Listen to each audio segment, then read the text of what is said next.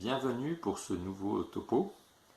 Je vous rappelle que dans un premier temps, j'avais fait une introduction sur la foi chrétienne en général, qu'ensuite j'avais fait un topo sur la création du monde et de l'humanité, des hommes, des femmes, pour arriver à ce constat que par rapport au projet initial de Dieu qui nous voulait heureux dans le jardin d'Éden, dans le paradis, eh bien l'homme et la femme s'étaient retrouvés dans la situation que nous connaissons aujourd'hui, hein, avec toutes ses limites.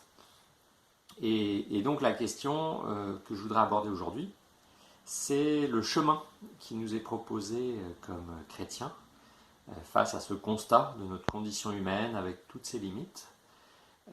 Donc c'est ce que nous appelons le salut. En quoi l'homme, la femme ont été sauvés par le Christ.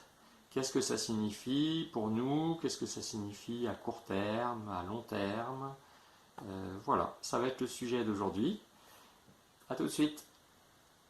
Voilà la situation à laquelle nous étions arrivés à l'issue du topo sur la création du monde. Dieu, qui est amour, a eu le projet de créer tout l'univers, le monde, et au sommet de sa création, l'homme et la femme, chaque homme ayant un cœur, une âme, avec la capacité d'aimer. Donc il est aimé par Dieu et il peut rendre grâce à Dieu. Et l'homme et la femme peuvent entre eux s'aimer. Ils ont été créés à l'image de Dieu, à sa ressemblance, et donc ils aspirent à cette unité. Pour autant, on a vu que par la chute, par le serpent, eh bien le péché originel, la faute originelle s'est introduite dans le monde, et au lieu de ces relations harmonieuses souhaitées, eh bien nous sommes rentrés dans la protection, la défense, l'attaque, qui est quand même la meilleure défense, et donc nous avons toute une sorte de blindage qui fait que les relations interpersonnelles ne sont pas toujours très fluides, la relation avec Dieu n'est pas toujours très simple. Voilà. Et donc quel va être le chemin? Parce qu'on sent bien qu'il y a une insatisfaction, que chacun aspire à avoir un monde pacifié. Chacun aspire à vivre avec des personnes aimées. Ça avait été évoqué à un moment par le pape Jean-Paul II, où il disait que l'homme finalement avait une nostalgie il savait profondément en lui qu'il pouvait vivre cet état originel, et qui caractérisait par trois éléments. Tout d'abord la solitude originelle, c'est-à-dire que chaque individu a conscience d'exister par lui-même, à sa propre conscience, la conscience de son corps, de tout son être. J'existe, je suis, et je suis capable d'aimer. Moi, personnellement, je n'adhère pas complètement à ce que dit Descartes. Je pense, donc je suis. Il n'y a pas que le cerveau. En France, on insiste beaucoup sur le côté intellectuel. L'homme est surtout un cœur qui aime. Donc j'aime, donc je suis. Ça, c'est la solitude originelle. Je suis capable, j'existe seul. Et avec l'unité originelle, donc je suis capable d'être en lien, en communion avec Dieu, je suis capable d'être en communion avec mes frères, mes sœurs. Voilà. Et puis, un troisième aspect qui est la nudité, et justement, c'est-à-dire avant qu'il y ait tous ces blindages, il y a une forme de fragilité, d'accepter d'être nu, d'accepter d'être soi-même, d'accepter d'être dépouillé, d'être simple, mais du coup d'être fragile et à la merci éventuellement des agressions de l'autre. Voilà. Mais on a fait l'expérience ultime, originelle, c'est le bébé réfugié dans les bras de sa maman. C'est une expérience fondamentale où le bébé, l'être, est complètement abandonné à l'amour. Et dans le cœur de chacun, c'est vraiment une aspiration profonde et légitime, n'est-ce pas? Voilà, donc on va voir maintenant quels sont les chemins pour sortir de cette situation?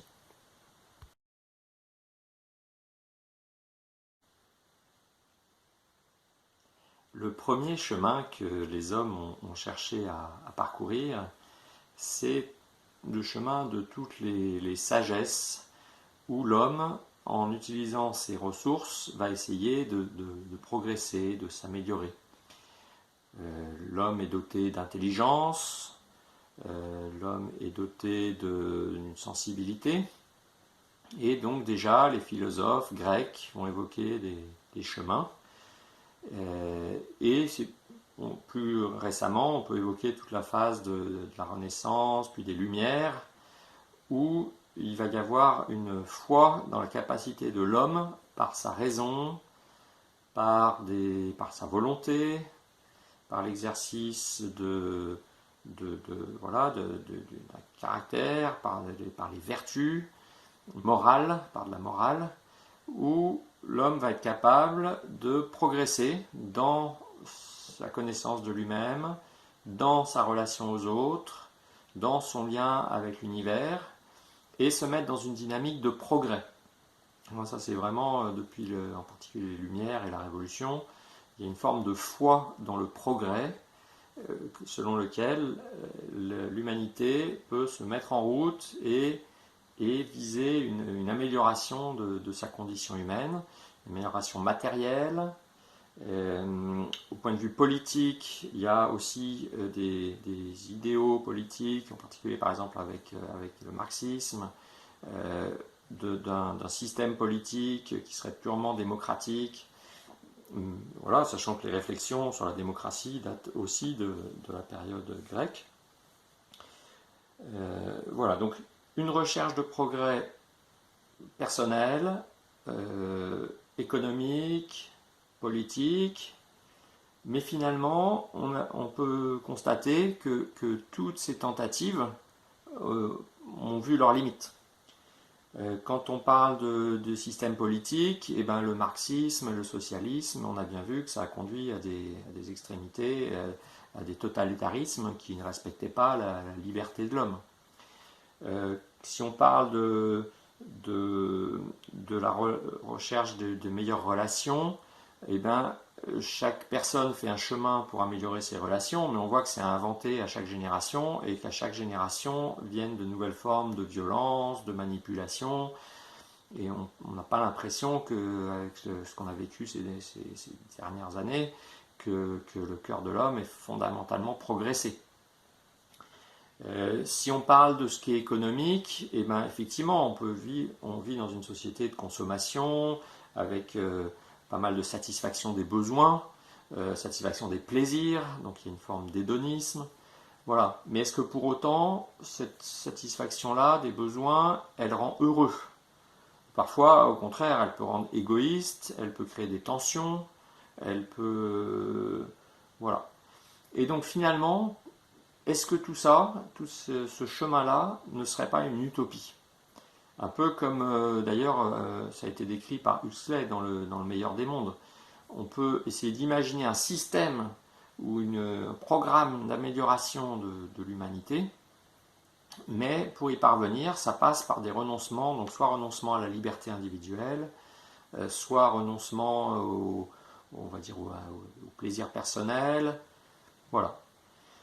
Donc finalement, déjà, on voit que toutes ces tentatives ne semblent pas avoir abouti pleinement. Et puis, quand bien même à l'échelle d'une société, d'une famille, il y a quelque chose d'une communauté, il y a quelque chose de beau qui est vécu sur cette terre, on voit par ailleurs qu'il y a des épreuves qui dépassent les comportements humains, avec les cataclysmes auxquels nous pouvons être confrontés, les virus par exemple, comme le coronavirus en 2020, et puis ultimement la mort. Chaque individu se retrouve confronté à cette échéance qui fait qu'à un certain moment, à 80, 90, 100 ans, il sait que, il devra mourir et disparaître. Et que tout ce qu'il aura essayé de construire au point de vue social, au point de vue personnel, au point de vue économique, et bien tout ça, il va devoir l'abandonner. Voilà. Donc, le fait, tous ces chemins qu'on peut appeler des humanismes, qui se basent sur les capacités purement humaines, finalement, n'aboutissent pas de façon satisfaisante. Voilà. Donc, on va voir si il peut y avoir une autre piste pour aller au-delà. Un jour, un journaliste est allé rencontrer Mère Teresa et lui a posé la question. Il lui a dit, mais Mère Teresa, comment faire pour sauver le monde, pour améliorer le monde? Et Mère Teresa s'est tournée vers lui. Pour changer le monde, il y a deux choses à changer, c'est votre cœur et mon cœur. Qu'est-ce qu'elle voulait dire par là? C'est que finalement, tout ce mal qui peut exister dans le monde, il vient juste du cœur de l'homme. Ça, c'est un moment dans l'Évangile, Jésus le dit aussi.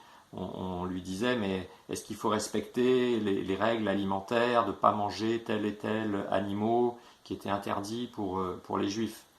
Et il a répondu, ce n'est pas ce que l'homme mange, et donc ce qui rentre dans la bouche de l'homme qui le rend mauvais. C'est ce qui sort de la bouche de l'homme, donc ses paroles, ses pensées. C'est ça qui introduit le mal dans le monde. Voilà. Donc, ce constat, Saint Paul, qui est donc un apôtre qui a suivi le Christ dans les premiers temps de l'Église, Saint Paul le dit d'une autre façon. Il dit, le bien que je voudrais faire, je n'y arrive pas, et le mal que je ne voudrais pas faire, pourtant je le fais. Voilà. Donc, tous ces témoignages d'une Mère Teresa, des premiers apôtres, vont dans le même sens pour dire que finalement, l'homme est par nature, dans la condition humaine, l'homme est limité et n'arrive pas à faire toujours le bien. Donc, vous me voyez venir, il va falloir se tourner vers Dieu. Dès lors que l'homme prend conscience de ses limites, il va y avoir un mouvement intérieur qui va l'amener à se tourner vers Dieu en lui disant mais vraiment, je suis désolé, mais j'arrive pas à aimer. Et alors ça, on peut se tourner vers les psaumes, qui sont vraiment des chants de la tradition juive, qui expriment ce cri de l'homme vers Dieu. Et il y a le psaume 50, qui est vraiment très connu, qui en latin c'est le Miserere, et c'est un psaume qui demande pardon. Et il commence ainsi. Pitié pour moi, mon Dieu, dans ton amour. Selon ta grande miséricorde, efface mon péché. Lave-moi tout entier de ma faute. Ma faute est toujours devant moi. Ce qui est mal à tes yeux, je l'ai fait. Oui, je connais mon péché. Voilà, donc il y a cette première étape qui va être importante dans le cœur de chacun, qui est déjà de reconnaître, est-ce que, indépendamment de ma volonté, est-ce que à l'insu de mon plein gré, comme dirait Richard Virenque, je ferais pas, le mal ne serait pas en moi déjà. Et donc voilà, ça va être ce premier mouvement qu'on appelle la contrition, qui est le fait de regretter de ne pas faire le bien. Et à ce moment-là, alors, si on se tourne de la même façon vers la tradition juive, il y avait cette confiance dans la miséricorde de Dieu, en sens que on savait que Dieu allait aider. Mais si on se tourne vers le psaume 56, un peu plus loin, on lit « Pitié mon Dieu, pitié pour moi. En toi je cherche refuge, aussi longtemps que dure le malheur. Je crie vers Dieu, le Très-Haut, vers Dieu qui fera tout pour moi, du ciel, qu'il m'envoie le salut. » Voilà, donc il y a vraiment cette confiance que Dieu va pouvoir faire quelque chose par rapport au mal qui est en moi, au mal qui m'entoure. Et comment concrètement les Juifs vont vivre ça? C'est par la notion de sacrifice ou d'holocauste. On va offrir des sacrifices à Dieu pour apaiser sa colère d'une part et pour essayer d'obtenir notre changement, notre salut. Donc l'ensemble des psaumes, des livres de la tradition juive évoquent ces notions de sacrifice qui vont apporter un apaisement, qui vont apporter le salut. Mais pour autant, les Juifs eux-mêmes, par exemple, si on revient au psaume 50, voient aussi cette limite du sacrifice extérieur, puisque il fallait apporter des animaux au temple. Mais on peut lire dans le psaume 50, verset 18, « Si j'offre un sacrifice, tu n'en veux pas, tu n'acceptes pas d'holocauste. Le sacrifice qui plaît à Dieu, c'est un esprit brisé. Tu ne repousses pas, ô mon Dieu, un cœur brisé et broyé. » Voilà. Qu'est-ce que ça signifie cette évolution entre un sacrifice d'animal? Le sacrifice qui plaît à Dieu, c'est un esprit brisé. Tu ne repousses pas un cœur brisé et broyé.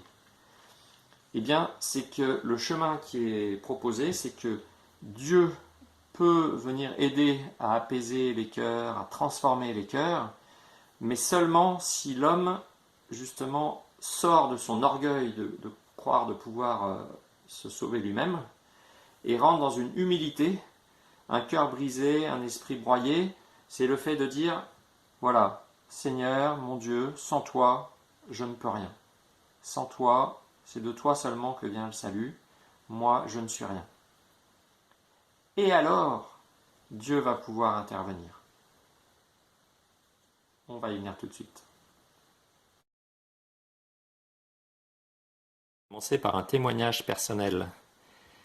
Dans une phase de ma vie où justement je commençais à prendre conscience que j'avais pas toujours su aimer, que j'avais pas su accueillir l'amour que j'avais reçu pendant toute ma jeunesse, j'ai été amené à lire une carte postale pieuse avec cette parole « Tu comptes beaucoup à mes yeux, tu es unique et je t'aime », qui vient du livre d'Isaïe, un prophète. Eh bien, à la lecture de cette carte, soudain, j'ai senti une grande chaleur dans la poitrine. J'ai pleuré pendant 20 minutes, pendant une demi-heure, et j'ai senti que j'étais aimé inconditionnellement. Voilà. Eh bien, moi je pense que c'est ça le mouvement général de conversion auquel Dieu invite chaque homme. C'est d'une part la contrition, c'est-à-dire d'être capable de reconnaître que nous ne sommes pas capables chacun d'aimer comme nous aimerions aimer. Et de fait, Dieu vient à ce moment-là agir et vient ouvrir notre cœur et vient transformer notre cœur. Alors maintenant, on va regarder en détail ou de façon plus générale, indépendamment là, de cette expérience personnelle que j'ai pu vous témoigner, mais quel est ce mouvement finalement, comment Dieu agit dans le cœur pour ouvrir à plus d'amour et pour rendre capable d'aimer comme lui-même est capable d'aimer, hein, ce qui est le vrai chemin de salut. Pour savoir comment Dieu va s'y prendre pour nous restaurer, pour enlever toutes ces limites que nous avons, tout ce péché et que nous n'arrivons pas à enlever nous-mêmes, eh bien je vais vous chanter une chanson. Oh, happy day, oh, happy day, when Jesus washed, oh, when he washed, when Jesus washed, oh, when he washed my sins away. Pour ceux qui ne parleraient pas anglais, qu'est-ce que dit cette chanson? Oh, happy day, quel jour heureux. Jesus washed my sins away. Jésus a lavé mes péchés. Il a effacé toutes mes tendances, soit défensives, soit agressives, qui m'empêchaient d'être en relation avec mes frères et avec Dieu. Et donc, nous voilà revenus. Vous reconnaissez le schéma d'origine où les relations peuvent à nouveau être fluides avec les hommes et avec Dieu. Voilà.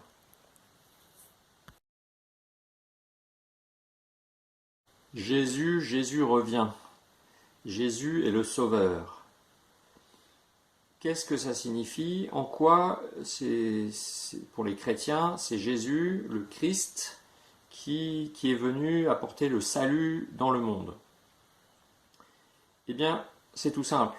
C'est que, on a bien vu dans les topos précédents, que Dieu est le Créateur, qu'il a voulu l'homme heureux, mais que l'homme n'arrive pas par ses propres moyens à se sauver, et l'homme n'arrive pas par ses propres moyens à rentrer en relation avec Dieu, à restaurer cette relation avec Dieu.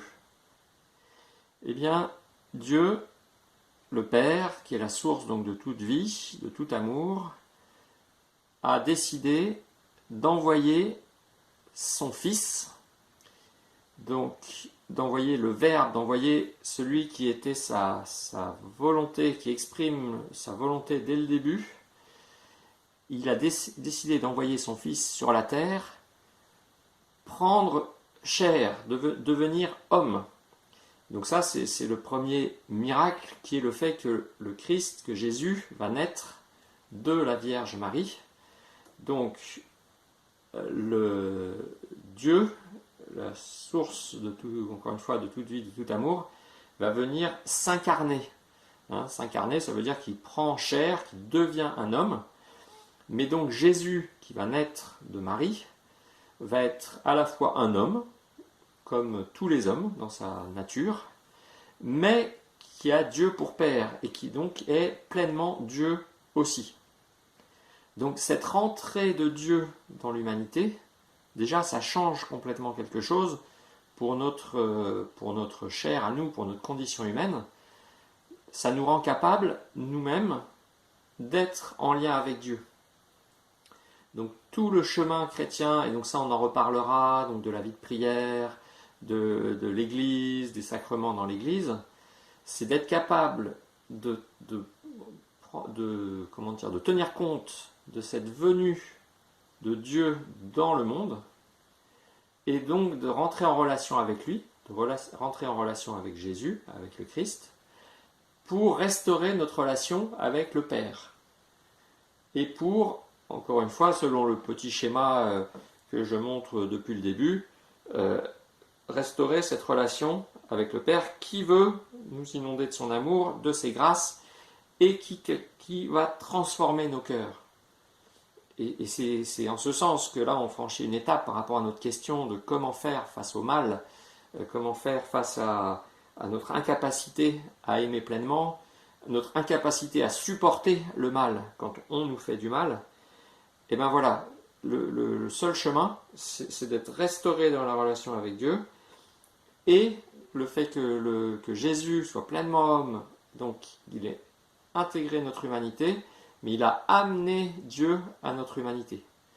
Et donc le chemin, la distance, on va dire, qui pouvait se faire avec un Dieu lointain, un Dieu au ciel, inaccessible, se fait par un homme, Jésus.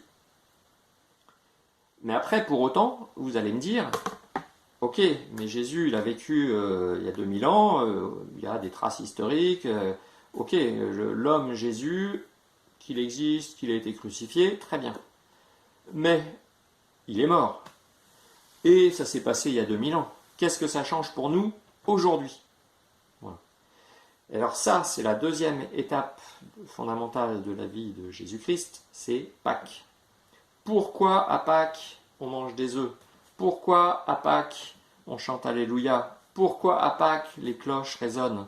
Pourquoi Pâques est la fête chrétienne, la plus grande fête chrétienne? Ben c'est qu'à Pâques, il se passe un deuxième miracle. le Christ, Jésus, va être crucifié par les hommes parce que justement il est venu apporter cette nouvelle énorme que Dieu est là, et c'est insupportable pour certains qui croient en une autre vision de Dieu, hein, comme quoi les problèmes religieux et les guerres religieuses ne sont pas nouvelles, hein, les tensions qu'elles peuvent créer quand on n'a pas la même vision de Dieu. Hein. Donc ça a été insupportable pour certains de ses contemporains. Donc il est crucifié. Mais là où intervient Dieu le Père, et là où intervient une nouvelle étape du salut, c'est que Jésus va ressusciter. Donc il va renaître, pas seulement dans son caractère divin, dans sa nature divine, qui fait qu'on peut imaginer, si un Dieu existe, un Dieu éternel, un Dieu tout-puissant, et ben, quand bien même il serait, certains essaieraient de le détruire, il subsisterait. Jésus est ressuscité aussi dans son corps, et surtout dans son corps. C'est-à-dire qu'en tant qu'homme, il est encore vivant. Il est vivant. Il est ressuscité, il est vivant. Il est vivant. Et nous vous l'annonçons, Dieu est vivant. Voilà. Et donc c'est ça qui change tout. Désolé, je dis toujours voilà, mais c'est parce que là, c'est pour marquer le coup. Il y a quelque chose d'important. Jésus, comme homme et comme Dieu, est vivant. On va voir ce que ça implique comme conséquence. Jésus est vivant aujourd'hui, pour moi, pour toi, pour chacun de nous. Tout ça, c'est très bien expliqué, tout ce que ça implique, tout ce que ça signifie, est très bien expliqué dans ce livre, le Catéchisme de l'Église catholique, 600 pages, pour expliquer la vocation de l'homme, les sacrements de l'Église, la profession de foi, donc que croient les chrétiens. Voilà. Donc ça, c'est l'exemplaire de ma grand-mère. Voilà. Mais le catéchisme, effectivement, hein, donc les enfants reçoivent un catéchisme, les adultes qui préparent le baptême reçoivent le catéchisme. En résumé, il y a 2 grands points. Le fait que Jésus soit vivant aujourd'hui, ça change le fait que nous pouvons être en lien avec lui par les sacrements, donc par la communion, par la charité vécue avec les frères. Donc de plusieurs façons, nous pouvons être en lien avec Jésus et donc en lien avec Dieu le Père. On va dire vivre comme eux et aimer comme eux. Et ça, quoi qu'il se passe aux alentours par rapport au mal que nous faisons, au mal subi, et bien justement, ça nous change intérieurement notre cœur, si bien que nous soyons capables de traverser les épreuves de façon autre et de répondre autant que possible par le bien plutôt que par le mal. Ça, c'est le changement pour notre vie dès aujourd'hui. Et il y a un deuxième changement qui est promis aussi aux chrétiens, c'est le fait que Dieu est éternel et que de ce fait, en vivant avec le Christ, en suivant le Christ et en allant vers Dieu avec le Christ, nous rentrons dans la vie éternelle.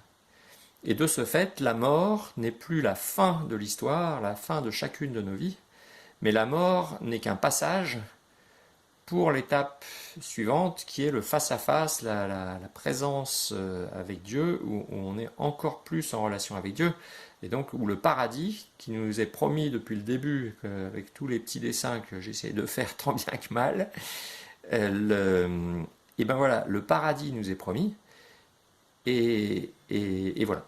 Donc ça, ce sont les 2 éléments principaux qui sont arrivés dans le monde avec l'arrivée de Jésus.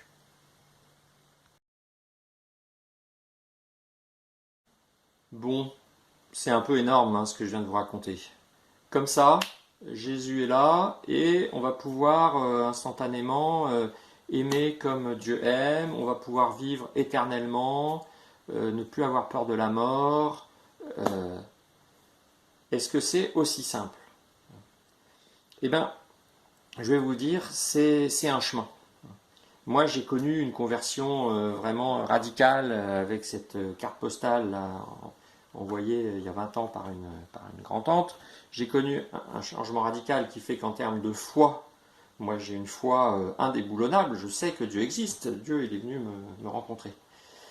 Mais pour autant, ça n'a pas changé toute ma psychologie, tout mon être. Et les gens qui me connaissent, ils savent que j'ai mon caractère qui reste difficile, que c'est pas facile, que c'est un combat. Et donc il y a des moments où justement c'est moi qui continue avec mon caractère, ma volonté plus ou moins bonne, toute voilà, mon éducation avec ce que je suis, et ben c'est moi qui ai la main, et ben c'est pas l'idéal. Et pour autant, d'autres aussi qui me connaissent voient que quand j'ai prié d'une part et par la grâce de Dieu d'autre part, et ben je suis capable de choses belles et des choses qui me dépassent. Et merci Seigneur. Et maintenant, je rends grâce à Dieu. Mais donc cette foi que j'ai pu avoir, que j'ai pu recevoir, pour certains, ça va être un chemin beaucoup plus progressif. La foi, on la reçoit au baptême. C'est ce qu'explique aussi le catéchisme de l'Église catholique. Quand une famille demande le baptême pour un enfant, ou après quand un adulte demande le baptême à l'Église, l'Église lui dit « Que demandes-tu » ? Je demande le baptême. Et que va te donner le baptême ? Le baptême va te donner la foi.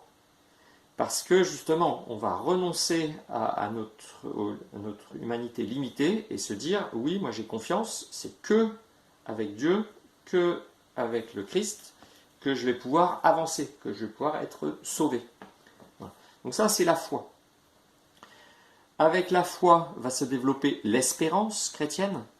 Donc l'espérance, qu'est-ce que c'est ? C'est le fait d'espérer au-delà des réalités, à la fois l'espérer pour les fins ultimes, donc c'est-à-dire la vie après la mort. Et ça, c'est quand même, ça enlève une angoisse que certains peuvent avoir, ceux qui ne croient pas en Dieu, qui ne croient pas à la vie éternelle, doivent être quand même bien angoissés par cette échéance de la mort qui arrive.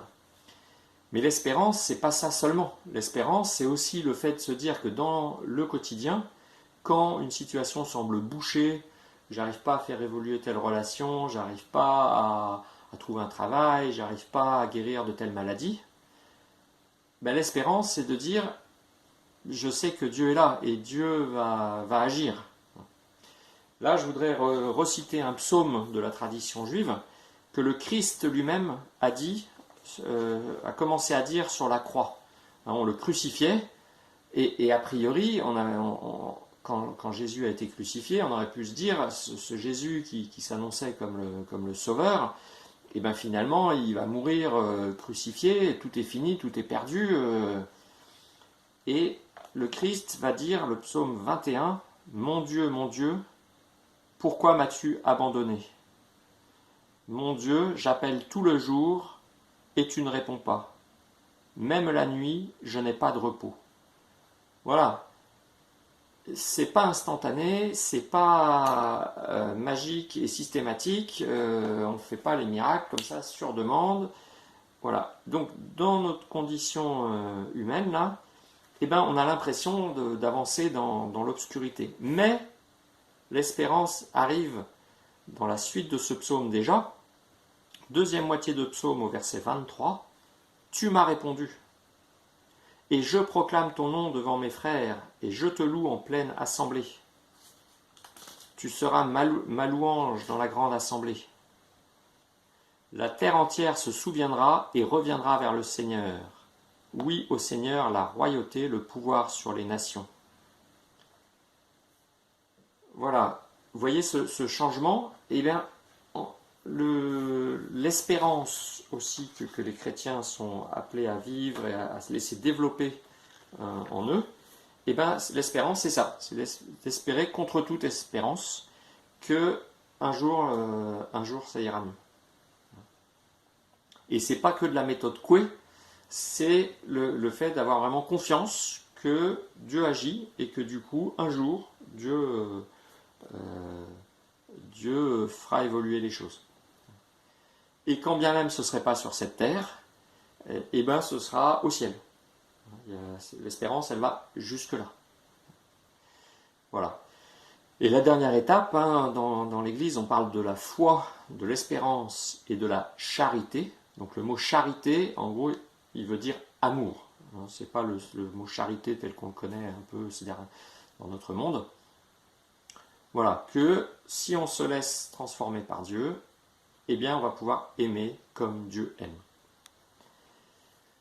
Je vais en rester là pour aujourd'hui, hein, sur ce salut. On a vu qu'avec nos propres moyens, avec les moyens humains, avec ses propres capacités, l'homme n'arrive pas à vivre pleinement une sorte de béatitude. Ce n'est que par un mouvement de contrition, donc d'accepter cette limite humaine, que l'homme va pouvoir rentrer dans cet accueil de Dieu, de la grâce de Dieu, qui lui a le pouvoir de nous sauver, hein, par Jésus, avec Jésus. Tout le reste, hein, je vais reporter ça à d'autres topos. Quelle est la vie de prière, la vie spirituelle qui est proposée pour que tout ça, ça devienne concret, pour que tout ça, ça se réalise dans nos vies, pour qu'on puisse se laisser modeler. Que propose l'Église? Qu'est-ce que ça veut dire? Quels sont les sens des prêtres, des bâtiments, des sacrements? Voilà, tout ça, ben, ça va être d'autres topos. On en a assez pour aujourd'hui. Passez une bonne journée et que Dieu vous bénisse. Au nom du Père et du Fils et du Saint-Esprit. Amen.